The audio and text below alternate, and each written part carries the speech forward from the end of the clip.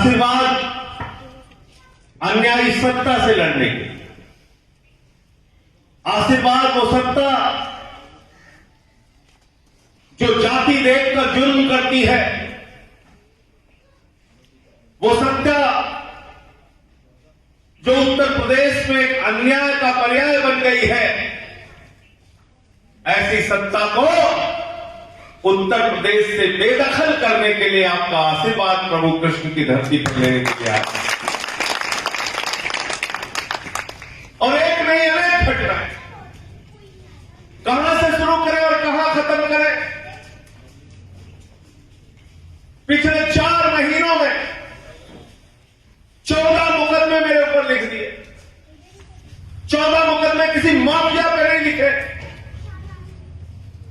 पिछले 4 महीनों में मेरे ऊपर देशद्रोह का मुकदमा लिखा गया, मेरे पार्टी का दफ्तर बंद किया गया।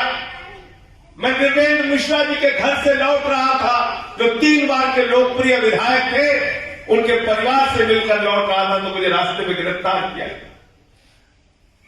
तमाम तरह की कोशिशें की गई कि क्यों मामला उठाते हो ब्राह्मण समाज का, क्यों मामला उठाते हो उनके साथ हो रहे अत्याचार और अन्याय का, क्यों मामला उठाते हो दूसरी जातियों के साथ हो रहे अन्याय और अत्याचार का। तो प्रभु श्री कृष्ण की धरती पर इसलिए आशीर्वाद देने के लिए आया हूं कि भगवान श्री कृष्ण तो चाहते तो लाखों की सेना वाले दुर्योधन के साथ जाते, उन्होंने प्रेरणा दी, समाज को दिशा दी, एक आदर्श स्थापित किया कि उन्होंने न्याय की लड़ाई लड़ने वाले पांडवों का साथ दिया, दुर्योधन का कौरवों का साथ नहीं दिया। और मैं अपना धर्म समझता हूं कि आज इस न्याय के युद्ध में, इस धर्म युद्ध में जो भी व्यक्ति समाज को कुचलने की कोशिश करेगा, हत्याओं पर चुप रहेगा, बलात्कार पर चुप रहेगा, लूट पर चुप रहेगा, डकैती पर चुप रहेगा, ऐसे शासन के खिलाफ लड़ना हमारा नैतिक धर्म है और उस धर्म का हम पालन करते रहेंगे। 14 नहीं 1400 बदलते। हमारा गुनाह क्या है, मैं पूछना चाहता हूं। हमारे भाई की तरह है दीपक वाजपेयी की। अगर मुझे कोई कष्ट हो जाए तो शायद मेरे सगे भाई से पहले ये पहुंचे। अगर इन पे कोई जुर्म होता है तो मैं ना बोलूं इसलिए कि ब्राह्मण है। अनिल गौतम जी हमारे जिलाध्यक्ष है, अतुल भारद्वाज भी है, इन पर कोई अत्याचार अन्याय होगा तो मैं इसलिए नहीं बोलूंगा कि ये ब्राह्मण है। कम से कम संजय सिंह ने अपने जीवन में ऐसा सीख और ऐसा पाठ नहीं पढ़ा है, जब भी जुर्म होगा, अत्याचार होगा, अपने भाइयों के साथ खड़ा। संजय भैया, और यही किया मैंने। संजय भैया, संजय भैया, मैंने कोई गुनाह नहीं किया। एक पत्रकार इसी गाजियाबाद के अंदर उसकी भांजी के साथ छेड़खानी हो रही थी, पुलिस से शिकायत की। 1.5 घंटे पहले तक, मरने के 1.5 घंटे पहले तक चीखता रहा, चिल्लाता रहा, पुलिस से गुहार करता रहा, आ लीजिए मुझे बचा लीजिए, आइए मुझे बचा लीजिए, मुझे कुछ गुंडों ने घेर रखा है। लेकिन उस विक्रम जोशी की हत्या कर दी। क्या गुनाह था उसका, बताइए मुझे, क्या गुनाह था?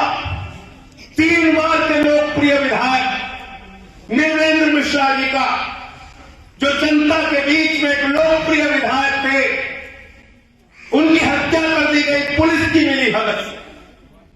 उनसे मिलने चला गया, उनके परिवार को सांत्वना देने पहुंचा।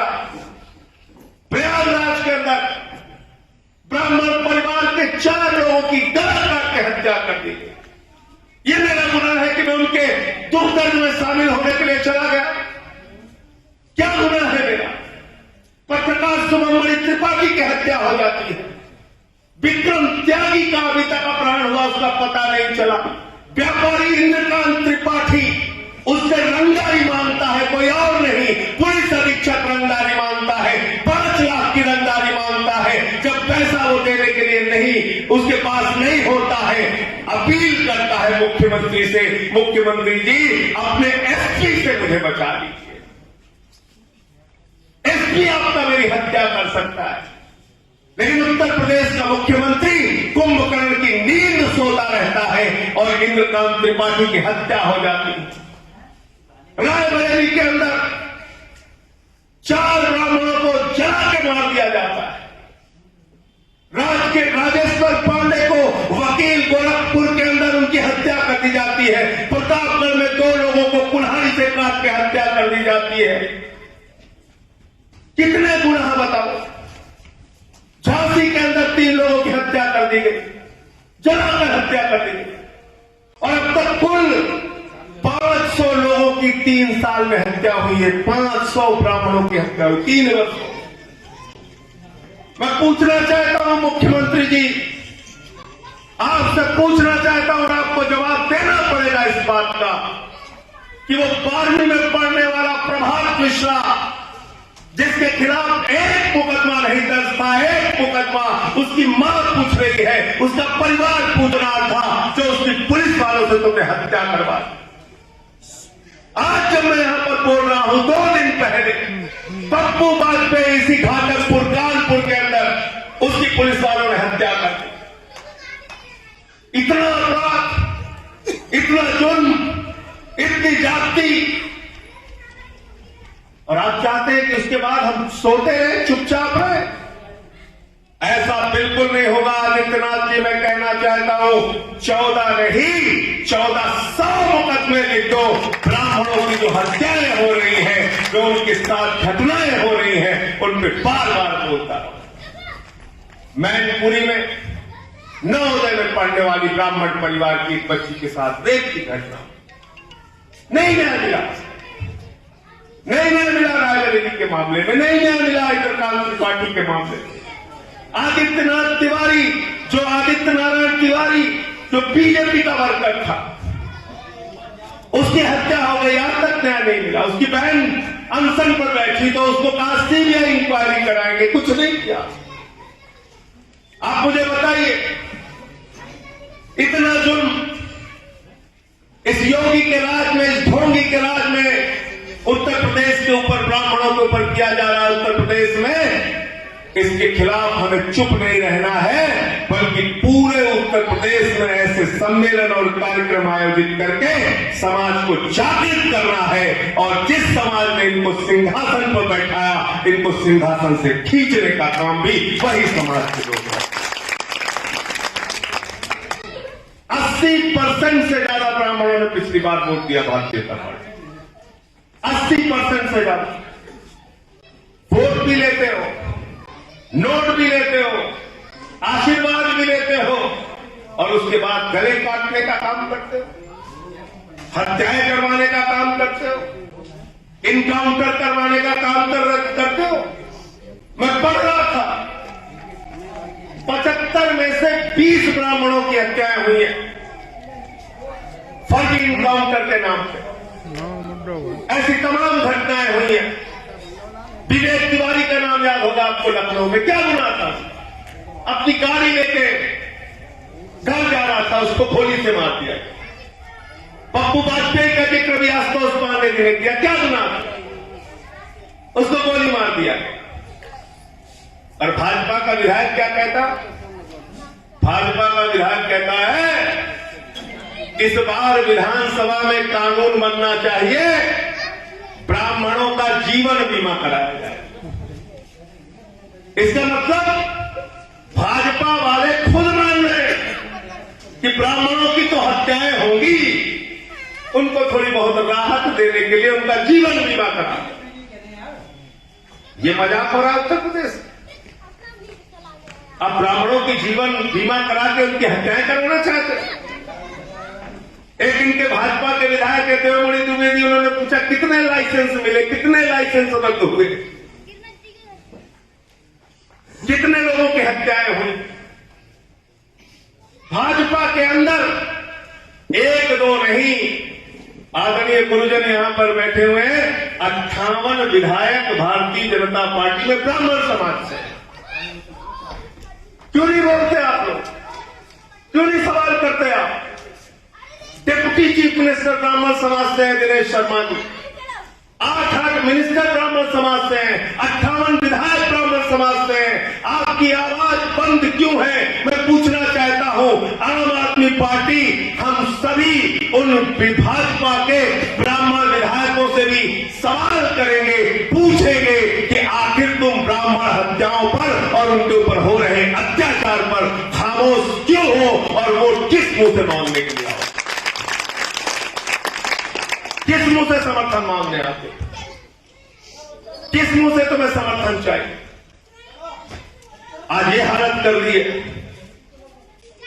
15% की आबादी जिस समाज की, 58 विधायक जिस समाज के, उत्तर प्रदेश के अंदर मैंने आंकड़ा बताया 20 ब्राह्मणों की इनकाउंटर में हत्या हुई है, 75 टोटल हुआ।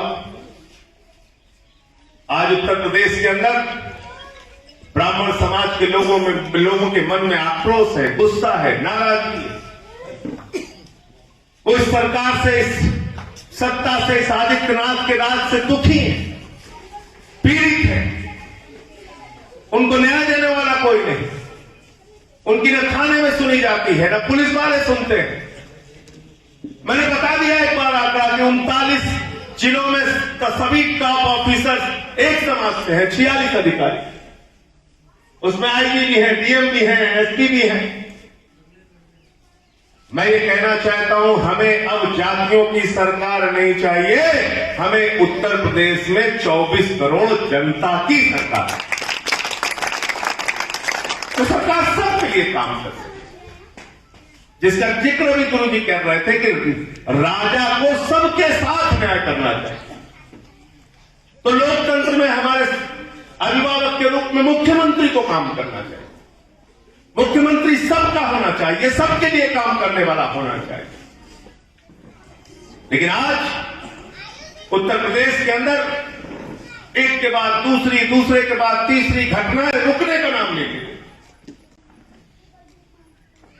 शोक संवेदना व्यक्त करते करते भी लोग थक जा रहे हैं, उनके आंसू सूख जा रहे हैं, उनकी आत्मा से आह निकलती है, उसके आगे वो कुछ बोल नहीं पा रहे। इसलिए मैं आपसे हाथ जोड़कर अपील करने के लिए आया।